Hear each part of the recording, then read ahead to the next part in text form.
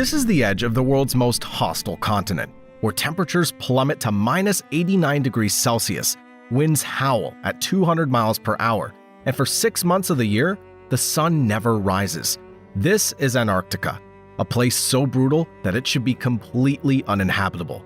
Yet right now, as we speak, there's a massive construction boom happening across this frozen wasteland. Countries are racing to build bigger, better, and more advanced bases than ever before. But this isn't just about science anymore. Russian geologists recently discovered what could be the world's largest oil reserves buried beneath the ice.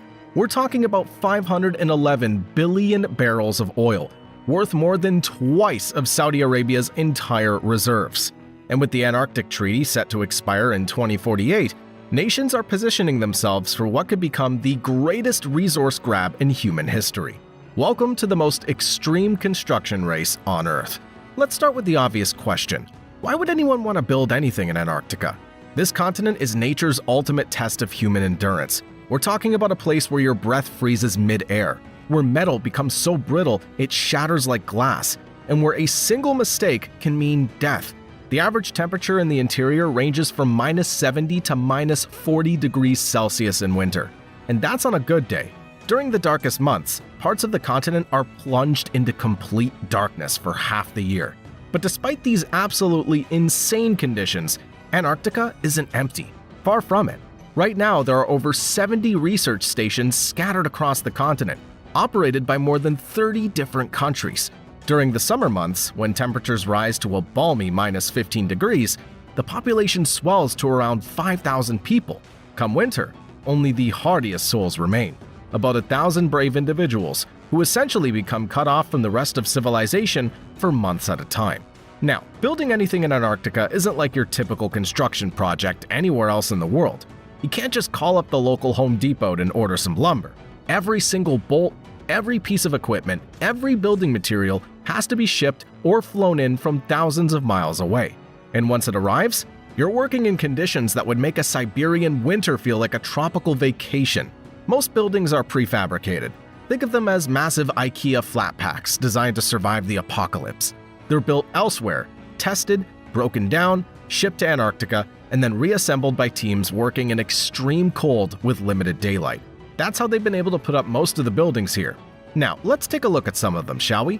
This is the granddaddy of all Antarctic bases, McMurdo Station.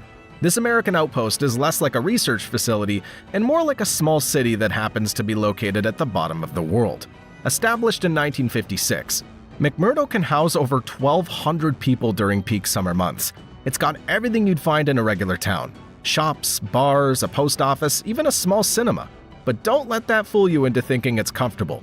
This is still Antarctica, where stepping outside without proper gear can kill you in minutes. Currently, McMurdo's undergoing a massive modernization effort.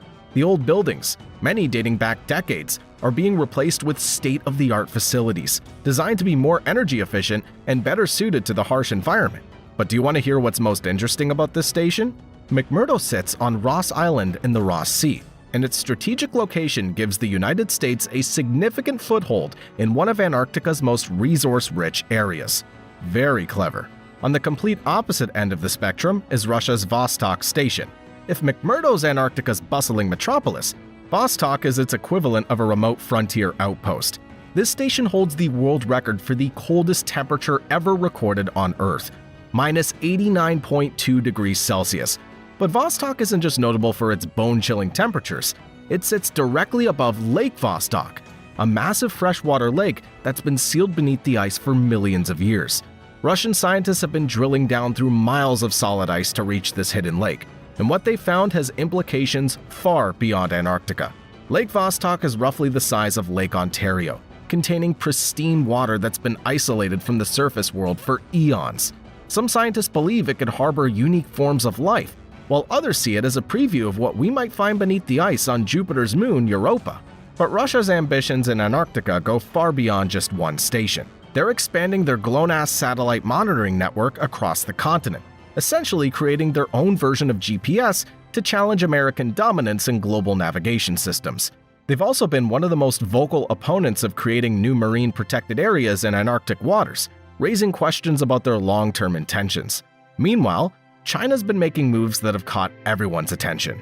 In just a few decades, China's gone from having zero presence in Antarctica to operating 5 research stations, with plans for more. Their newest base, completed in 2020, is a marvel of modern engineering. A futuristic-looking facility built from 134 shipping containers that can house 150 people. But it's not just the scale of China's expansion that's noteworthy. It's the speed and efficiency with which they're building. China's Great Wall Station, their first Antarctic outpost, is currently being renovated and expanded. It features badminton courts, satellite domes, and dormitories that rival anything else on the continent. Chinese officials claim their expansion is purely for scientific research, but they also acknowledge that resource security influences their decisions. And honestly, when you're talking about 511 billion barrels of oil, resource security becomes a very compelling motivation. Now, let's talk about one of the most ingenious pieces of engineering in Antarctica, the UK's Halley 6 research station. See, Halley 6 is the world's only relocatable research station, built on hydraulic legs and skis that allow the entire complex to be moved when necessary. And move it they did. In 2017, the entire station was relocated 23 kilometers inland to avoid a massive crack in the ice shelf that threatened to break off and float away. The station consists of 8 interconnected modules that can be separated and moved independently. Each module is designed to withstand winds of up to 70 meters per second and temperatures of minus 55 degrees Celsius.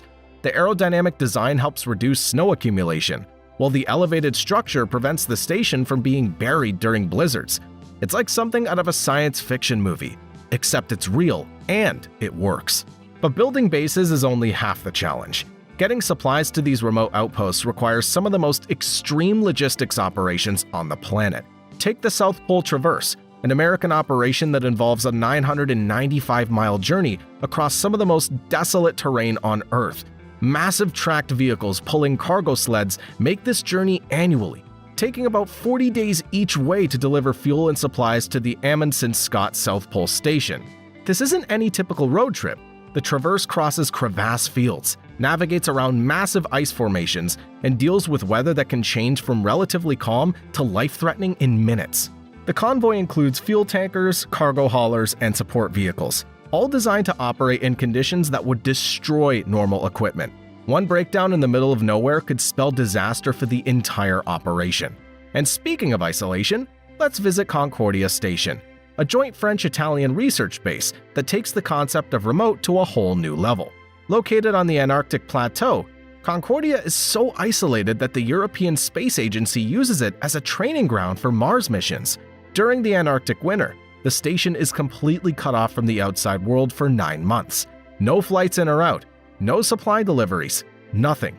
The crew has to be completely self-sufficient, dealing with temperatures that regularly drop below minus 70 degrees Celsius and months of complete darkness.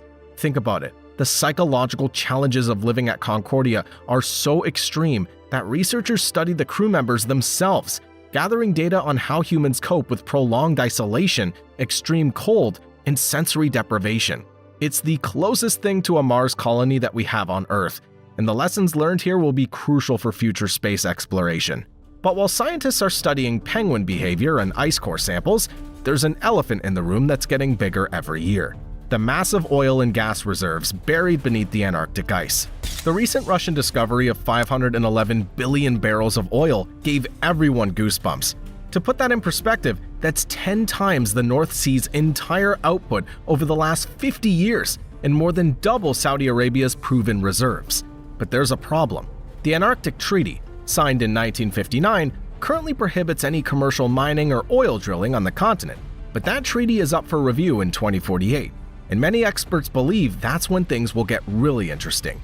Countries aren't just building research stations anymore. They're positioning themselves for what could become the greatest resource extraction opportunity in human history. This is where the construction boom takes on a different meaning. Every new base, every expanded facility, every relocated station is essentially a claim marker. Countries are establishing their presence, demonstrating their technological capabilities, and showing that they have the resources and commitment to operate in Antarctica long term. It's a game of geopolitical chess played out in the world's most extreme environment. And it's not just oil and gas. Antarctica is estimated to contain massive deposits of coal, iron ore, and rare earth minerals essential for modern technology. There's also vast freshwater reserves locked in the ice sheets, water that could become increasingly valuable as global supplies become scarce.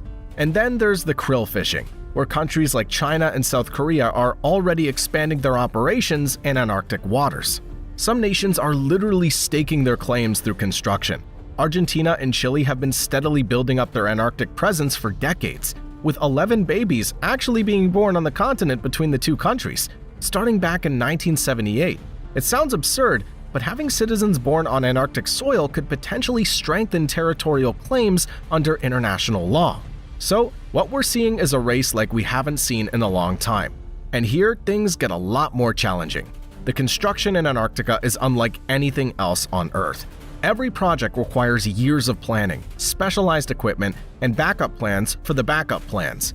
When the UK built their Discovery building at Rothera Station, they had to rehearse the entire construction process in Scotland before attempting it in Antarctica. The building was prefabricated, tested, broken down, shipped 9,000 miles, and then reassembled by teams working in 24-hour daylight during the brief Antarctic summer. And yes, the building itself is a marvel of extreme weather engineering. It's secured to the ground with 71 massive anchors oriented to deflect the predominant winds, and features a curved roof design that actually helps clear snow. The exterior cladding includes thermal brakes and vibration dampers, while the interior is divided into zones that can be heated or cooled based on occupancy. It's like a spaceship designed to keep humans alive in the most hostile environment on the planet. But that doesn't stop the race. Turkey, Iran, and Belarus are all planning new Antarctic bases. India operates multiple stations and is expanding its presence. Brazil rebuilt their entire facility after a devastating fire, creating a modern complex that rivals anything else on the continent. Every major power wants a piece of Antarctica, and they're willing to spend hundreds of millions of dollars to get it. As 2048 approaches, we're eager to find out who will have the diplomatic negotiations, the engineering prowess, the financial resources, and the sheer determination to build and maintain a presence in Earth's most extreme environment.